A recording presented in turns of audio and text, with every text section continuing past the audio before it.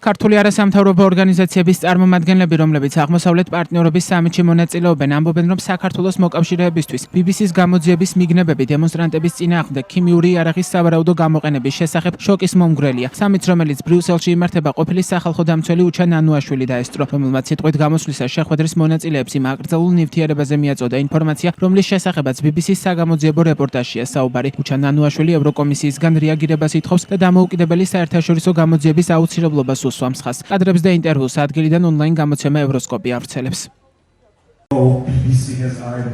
დღეს საქართველოში ჩვენ გვყავს ადმინისტრაცია, რომელსაც აქვს რუსეთის მხარდაჭერა. არა მხოლოდ 20%, არამედ ახლა საქართველოს 100%-ია ოკუპირებული რუსეთის მიერ. ესაა რეალობა. იცით, რომ საქართველოში სამოქალაქო ორგანიზაციებს დევნის პროქსი პრორუსი მთავრობა. ამასობაში BBC-მ გამოაქვეყნა ჟურნალისტური გამოძიება გასულ ნოემბერში დემონსტრანტების საპოლიციო ძალების მიერ დაშლის შესახებ. ამ გამოძიებაზე დაყრდნობით აკრძალული ქიმიური იარაღი იყო გამოყენებული პროტესტის მონაწილეების წინააღმდეგ. ეს იარაღი ბოლოს იყო გამოყენებული პირველი მსოფლიო ომის დროს და სამწუხაროა, რომ არც ერთი კომენტარი არ მოგვისმენია ევროკომისიიდან ამ ამბის გამოძიების საჭიროებაზე. უბრალოდ შეგახსენებთ, რომ 500-ზე მეტი ადამიანი დააკავეს უკვე გასული წლის ნოემბრიდან. 300 ადამიანია პოლიციის მიერ ნაწამები.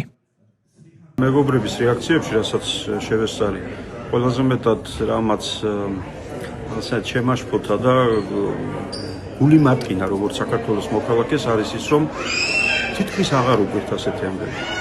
იცით, იმდენად დაცემულია უკვე ხელისუფლების ავტორიტეტი, რომ აი ას წარმოუდგენელი ამბავი თუ ეს ასეა, რომელიც არის სუპერ შოკის მომგვრელი, თანამედროვე სამყაროში კი არა, უკვე საუკუნეა ამ თემაზე კაცობრიობაა შეთანხმებული, რომ ეს არ შეიძლება.